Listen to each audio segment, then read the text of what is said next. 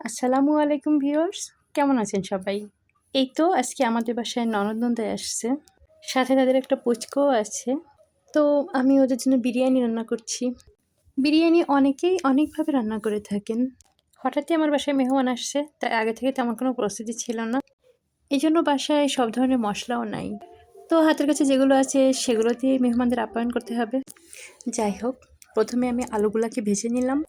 তারপর একই তেলে পেঁয়াজ কুচি, গরম মশলা এগুলো দিয়ে নেড়েচেড়ে পেঁয়াজটা হালকা বাদামি রঙের হয়ে এলে দেন বাটা মশলাটা ঢেলে দিব। মশলাটা কিছুক্ষণ কষিয়ে নিতে হবে। এবার দিয়ে দিলাম বিরিয়ানি প্যাকেট মশলা। তারপর একটু পানি অ্যাড করে নেড়েচেড়ে ভালোভাবে কষিয়ে মশলার তেলটা একটু উপরে উঠে এলে দেন আগে থেকে ধুয়ে রাখা মাংসগুলো ঢেলে দিব। মাংসটা কিছুক্ষণ নেড়েচেড়ে তারপর দিয়ে দিলাম টক দই। আবারও মাংসটা ভালোভাবে নেড়েচেড়ে একটু পানি অ্যাড করে দিলাম। যেহেতু মাংসতে একদমই ঝোল থাকবে না, এর জন্য পানির পরিমাণটা একটু কম দিতে হবে। মাংসটা কষানো হতে হতে আমি এদিকে বিরিয়ানির চালটা ধুয়ে পানি ঝরিয়ে নিলাম। এই তো মাংস থেকে অনেকটা পানি বের হয়ে আসছে। মাংসটা দ্রুত সেদ্ধ করার জন্য আমি প্রেসার কুকারে রান্না করব।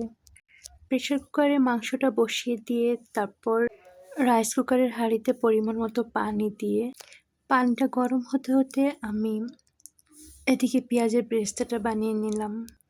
পেঁয়াজ বেরেস্তাটা তুলে একই তেলে চালগুলো ভেজে নিলাম। চালগুলো ভাজা হতে হতে এদিকে আমার মাংসটা একেবারেই রান্না হয়ে গেছে। এখান থেকে একটু রান্না মাংস আমি আমার বরের জন্য আলাদা করে তুলে রাখছি। বর আবার এটা এইভাবে খেতে খুবই পছন্দ করে। যাই হোক, আমার ভাতের পানিটা একদমই টকবক করে ফুটছে।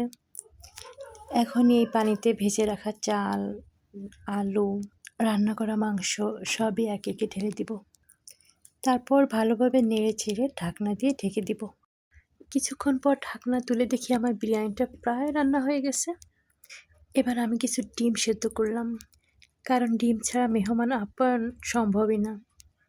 সেদ্ধ করা ডিমগুলো খোসা ছাড়িয়ে সামান্য লবণ দিয়ে ভেজে নিলাম। তারপর সালাদটাও রেডি করলাম। এই তো এদিকে ননদের বাবুটা রিমোট নিয়ে দুষ্টুমি করছে। যাই হোক, সবাইকে খেতে দিব, ঠিক তখনই কারেন্টটা চলে গেল। কি আর করার, মোবাইলের ফ্ল্যাশ চালিয়ে সবাইকে খাইয়ে দিলাম।